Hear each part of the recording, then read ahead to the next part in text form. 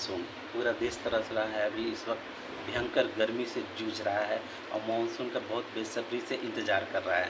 तो आज हम लोग देखेंगे मानसून के बारे में जानेंगे। देखिए मानसून, ठीक ना, सदियों तक नंबर वन इकोनॉमी भारत को बनाए रखा है, सदियों तक, कई शताब्दियों तक। अब मानसून की वजह से ही भारत गुलाम भी रहा है। बताऊंगा कैसे। देखिए मानसून प्लस तेज़ गर्मी से होता है मसालों की खेती, कपास की खेती, और भी साउथ इंडिया में।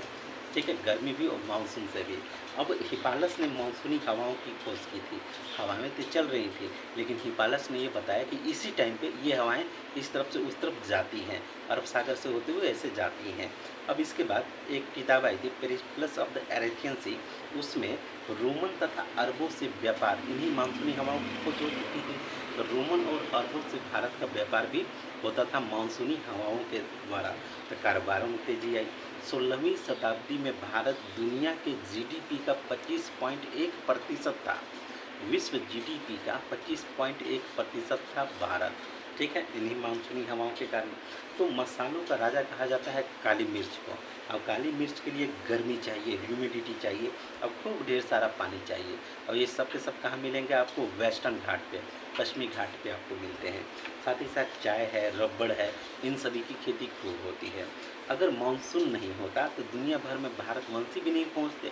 आखिर गिरमिटिया मजदूर के रूप में जो विभिन्न देशों में गए, फिजी में, सेशल्स में, मालदीव में, मॉरिशस में, गोवा में, यहाँ के प्रधानमंत्री प्रेसिडेंट बने हैं, तो इसके लिए भी मानसूनी हवाओं का ही जिम्मेदार माना जाता है। मानसूनी हवाओं से ही ब्रिटिश वाले जब भारत में थे तो ये विभिन्न नावों में भर के यहाँ से मजदूर इन देशों में पहुँचाया। ठीक है, तो मानसूनी हवाओं को इसमें भी योगदान आप मान सकते हैं। और साथ ही ये देखिए कि जुलाई से अक्टूबर तक 75% जो बारिश होती है, आधी से ज़्यादा फसलों की सिंचाई इसी बारिश के दौरान होती है।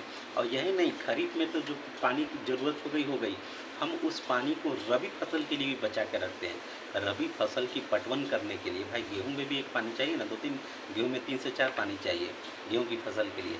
चने में भी शुरुआत में एक पानी चाहिए। तो उस रबी फसल में भी पटवन की ज़रूरत को पूरा करता है ये मानसून। ठीक है, और देश में भूमिगत जो जल स्तर है उसको भी बहुत ज़्यादा बढ़ा देता है ये मानसून। तो मानसून भारत के लिए ज़रूरी है। गर्मी में जल संकट है, शहर में वाटर लेवल कम हो गया है, अंडरग्राउंड वाटर नहीं है। तो जब मानसून आती है उसकी बारिश से पूरा भारत रिचार्ज होता है। अंडरग्राउंड जो जल है उससे क्या है, पूरा का पूरा भारत रिचार्ज हो जाता है। अब यहाँ पे देखिए, भारत की जीडीपी में लगभग 20% खेती होता है, 70% आबादी इस पर टिकी हुई है। और ये जो मानसून है ना, इसका सबसे बड़ा योगदान है कला संस्कृति के मामले में। कला संस्कृति, पर्व त्यौहार जैसे तीज हो गया, जैसे रक्षाबंधन हो गया, गणेश चतुर्थी हो गया, पुरी की रथ यात्रा है, ओणम है, ये सब मानसून पे आधारित पर्व त्यौहार हैं। और साथ ही साथ राग मल्हार इस पे है, मानसून के आधार पे है। कजरी, झूला, ठीक ना, लावणी, बिहू, ये सब भी मानसून आधारित पर्व त्यौहार, कला संस्कृति से संबंधित हैं। और मानसून जो है भारत में बायोडाइवर्सिटी को भी बहुत ज़्यादा विस्तारित कर देता है। तो मानसून सभी को पसंद है, सभी लोग बहुत बेसब्री से इंतज़ार कर रहे हैं इस मानसून का। गर्मी से परेशान है, लू से एक क्षेत्रों में, मेरे क्षेत्र खासकर जहाँ पलामू है, वहाँ आज की खबर है कि 19-20 लोग लू से मारे गए हैं। तो पूरा उत्तर भारत लू के भयंकर चपेट में है, गर्मी के भयंकर चपेट में है। ठीक ना, आम जनजीवन त्रस्त है। मानसून का बहुत बेसब्री से इंतज़ार कर रहे हैं। जल्दी आइए प्रभु इंद्रदेव, जल्दी सुनिए सबकी पुकार।